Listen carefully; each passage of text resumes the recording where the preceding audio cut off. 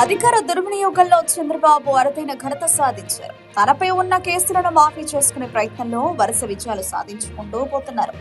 నిందితుడిగా 53 రోజుల పాటు జైలు శిక్ష అనుభవించిన స్కిల్ స్కామ్ కుంభకోణం కేసును మొత్తానికి క్లోజ్ చేయించుకున్నారు. ఆంధ్రప్రదేశ్ ముఖ్యమంత్రి నారా చంద్రబాబు నాయుడుపై ఉన్న స్కిల్ స్కామ్ కుంభకోణం కేసును విజయవాడ ఏసీబీ కోర్టు కొట్టేసింది. ఈ కేసును కొట్టేయాలని కోరుతూ సిఐడి తుది నివేదికను కోర్టులో ఫైల్ చేసింది. విచారణ జరిపిన న్యాయస్థానం చివరకు మిస్టేక్ ఆఫ్ ఫ్యాక్ట్ గా పరిగణిస్తూ ఈ తీర్పిచ్చింది.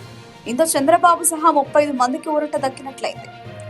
ఆంధ్రప్రదేశ్ లో 2014 నుంచి 2019 చంద్రబాబు సీఎంగా ఉండగా Andhra Pradesh state skill development corporation ప్రాజెక్టులో నిధుల దుర్వినియోగం జరిగిందని ఆరోపణలు వెలువెత్తాయి. దీంతో 2018లో ఏపీ సిఐడి కేసు నమోదు చేసి విచారణ జరిపింది. 2023 కల్లా ఈ కేసు దర్యాప్తు ముమ్మర స్థాయికి చేరుకుంది. స్కామ్ జరిగిన మాట వాస్తవమేనని తేల్చింది. ఫేక్ కంప్లైంట్ ద్వారా సుమారు 371 కోట్ల నిధులు మళ్లించబడ్డాయని నిర్ధారించింది. అలా ఈ కేసులో మాజీ ముఖ్యమంత్రి చంద్రబాబు నాయుడు నిందితుడిగా పేర్కొంటూ సెప్టెంబర్ 9, 2023లో అరెస్టు చేశారు. దీంతో ఈ కేసు దేశవ్యాప్తంగా చర్చనీయాంశంగా మారింది. కేసు దర్యాప్తులో ఉండడంతో కోర్టు బెయిల్ నిరాకరించింది. దీంతో ఆయన రాజమండ్రి సెంట్రల్ జైల్లో రిమాండ్ ఖైదీగా గడిపారు. ఆ సమయంలో ఆయన్ని సిఐడి కస్టడీకి తీసుకుని విచారణ జరిపింది కూడా. మరోవైపు ఈ కేసును ఈడీ సైతం విచారణ జరిపి పలువురి ఆస్తులను సైతం జప్తు చేసింది.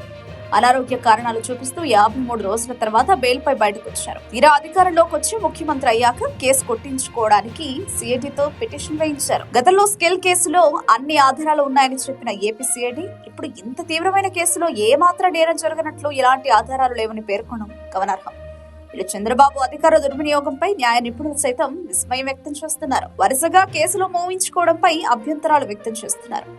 మరోవైపు ఇది అధికార దుర్వినియోగానికి పరాకాష్ట అని వైఎస్ఆర్సీపీ ఆగ్రహం వ్యక్తం చేస్తోంది.